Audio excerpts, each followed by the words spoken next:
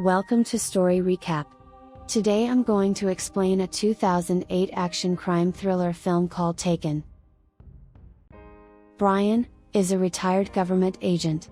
He is at an electronics store and is carefully choosing a karaoke device for his beloved 17-year-old daughter's birthday. As Bryan arrives at a luxury mansion, Kim's mother Lenore is very cold toward him, criticizing his choice of a gift and that he has even showed in the first place. Bryan's daughter Kim is extremely pleased with her gift, however, she is soon distracted by her wealthy stepfather Stuart's gift of a large horse. Three friends, all also retired agents, drop by for poker, steaks and beer. One of them, Sam, invites Bryan to make some quick cash working security with them by escorting a female pop star to her nearby concert. After her vocal warm-up, Bryan asks the pop star, Shira, for advice to give his daughter, who also wishes to be a singer. Shira answers, "Tell her to pick another career." Bryan gets a phone call from Kim inviting him to lunch. At the concert, things get anxious for a moment when security is distracted by a mob of fans breaking through.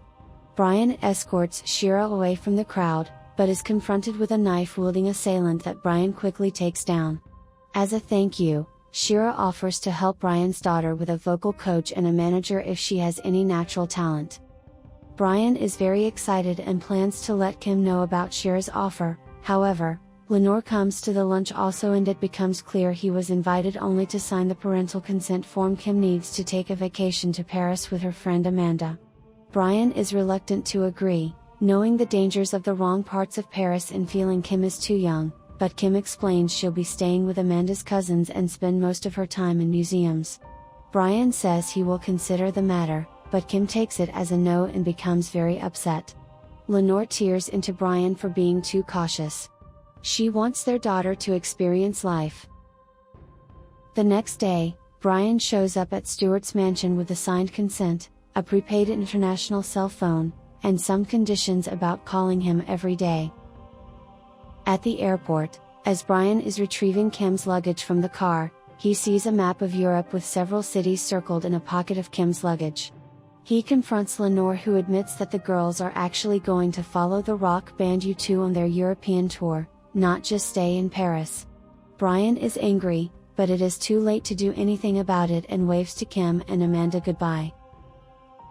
In Paris, while standing in the line for a taxi at the airport, the two girls meet a friendly, handsome young Parisian named Peter.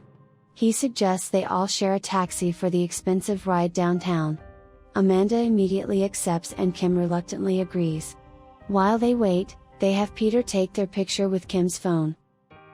Appearing chivalrous, Peter has the taxi drop the girls off first.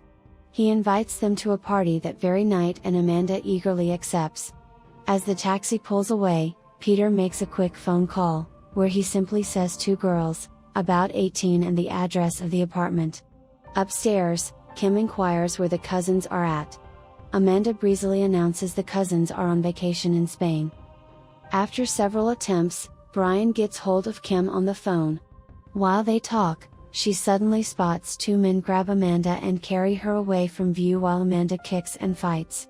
Panicked, Kim tells Bryan what she just saw. Bryan immediately takes control and orders her to go into the nearest bedroom and hide under the bed. Guiding her with a careful series of questions, he learns that Kim and Amanda shared a cab with a man named Peter. Bryan tells her that they will take her and to leave her phone on, and she will have 5 to 10 seconds to scream out a description of them. Bryan hooks up a tape recorder to his phone. Two men enter the bedroom and converse in a foreign language. The two men appear to have left the room when suddenly Kim is snatched from under the bed. Following Bryan's instructions, she screams out, "Beard. 6 feet. Tattoo, right hand, moon and star." After a moment of quiet, Bryan hears heavy breathing.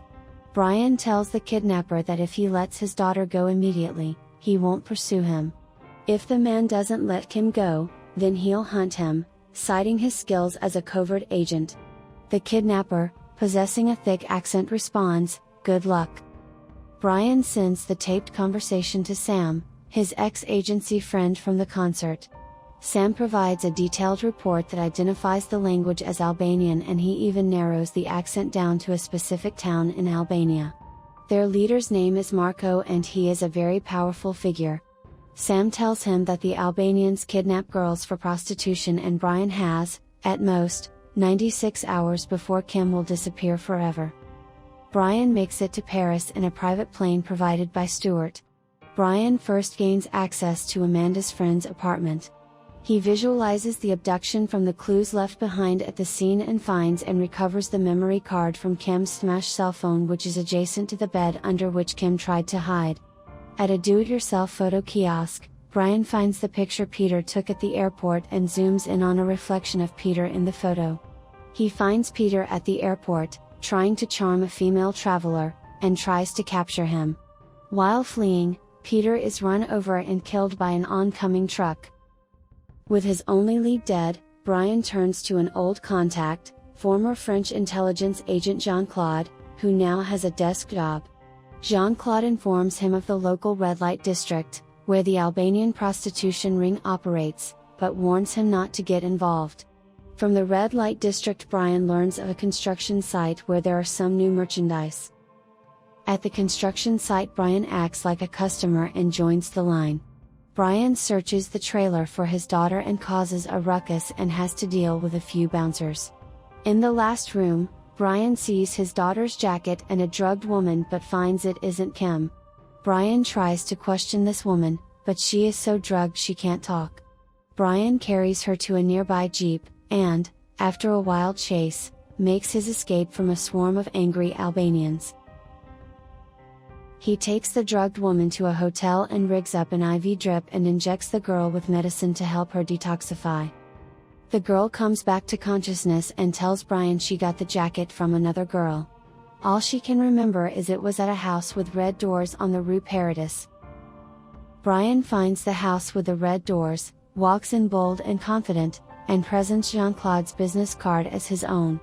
Bryan tries to ascertain who is the leader, but they all claim to be Marco, and all from the town that Bryan's language expert had identified.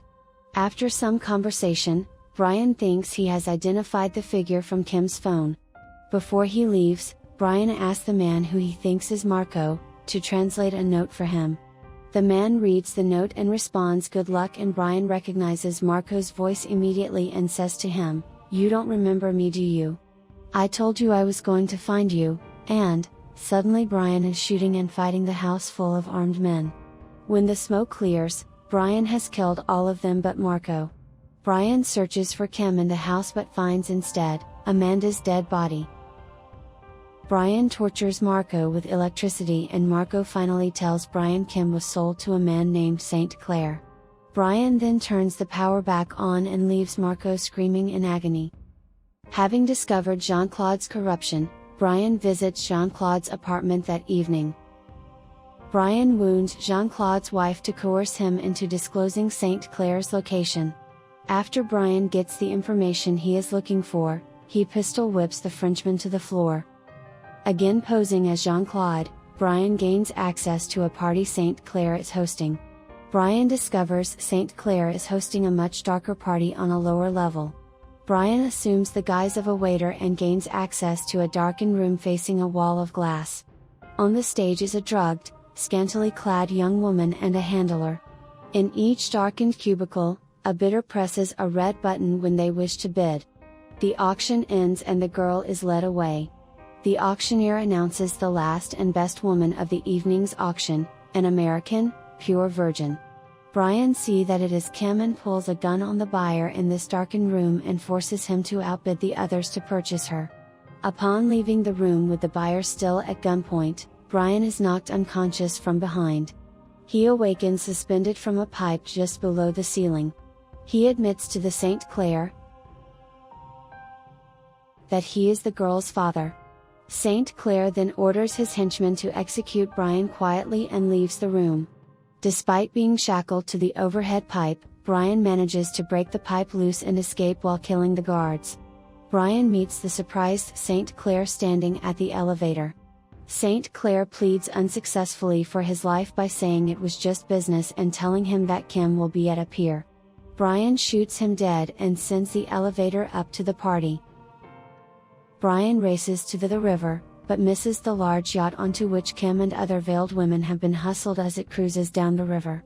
Bryan drives a stolen car against one-way traffic to gain position onto a bridge, where he then jumps onto the ship as it passes underneath.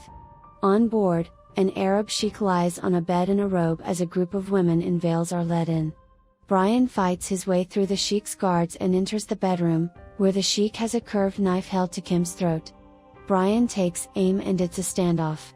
The sheik begins to say, "We can negotiate," and Bryan shoots him in the head. Back in the US, Bryan collects Kim and takes her to Shira. She opens the door and takes Kim by the arm while saying she had heard Kim wants to be a singer, and tells her, "Let's see what you've got." This film provides a vivid account of the horrible real practice of taking captive young women and forcing them into the sex trade. It also demonstrates the power of a father's love, to go against overwhelming odds to protect his daughter. We hope you have enjoyed our story recap. Subscribe and turn on notifications to see when we upload new videos. Please like the video as it helps the channel. Thank you and we'll see you soon.